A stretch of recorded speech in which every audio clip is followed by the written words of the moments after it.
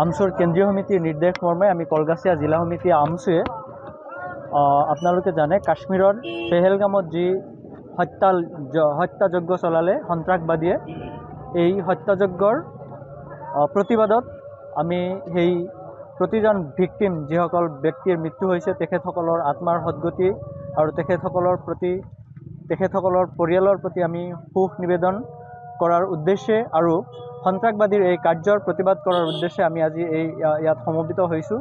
আমি ইয়াতে বন্তি প্ৰজ্বলন কৰি আপোনালোকৰ জৰিয়তে গোটেই বিশ্ববাসীৰ ওচৰত আমি এটা মেছেজ দিব বিচাৰিছোঁ যে সন্ত্ৰাসবাদ য'তে নহওক যেনেকৈ নহওক ইয়াক নিপাত কৰিব লাগে, ইয়াক সমূলি ধ্বংস কৰিব লাগে।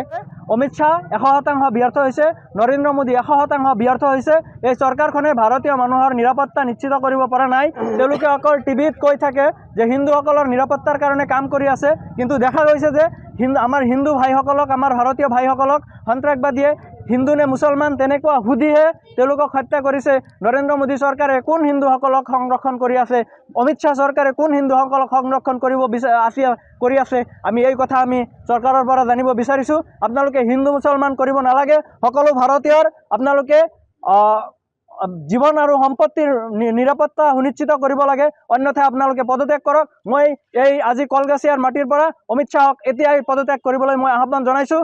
যে যোৱাকালি যি আমাৰ পেহেলগামত পৰ্যটকৰ ওপৰত যি আক্ৰমণ কৰি হত্যালীলা চলাৰে পাকিস্তানে সন্ত্ৰাসবাদীয়ে, মই ক'ব বিচাৰিছোঁ যে ভাৰত চৰকাৰে অনতি পলমে খুব কম সময়ৰ ভিতৰত বিহিত ব্যৱস্থা গ্ৰহণ কৰি পাকিস্তানৰ মানচিত্ৰৰ পৰা যিকোনো মূল্যৰ বিনিময়ত এই সন্ত্ৰাসবাদী দমন কৰাৰ কাৰণে কঠোৰৰ পৰা কঠোৰতম ব্যৱস্থা গ্ৰহণ কৰি এটা নজিৰ হৈ থাকক, এটা ইতিহাস হৈ থাকক যে পুনৰবাৰ যাতে কাশ্মীৰক নহয় ভাৰতবৰ্ষৰ এজন মানুহকো যাতে সন্ত্ৰাসবাদীয়ে ৰঙা চকুৰে চাব নোৱাৰে, যাতে এনেকুৱা দৃষ্টান্তমূলক শাস্তিৰ ব্যৱস্থা কৰিব লাগে।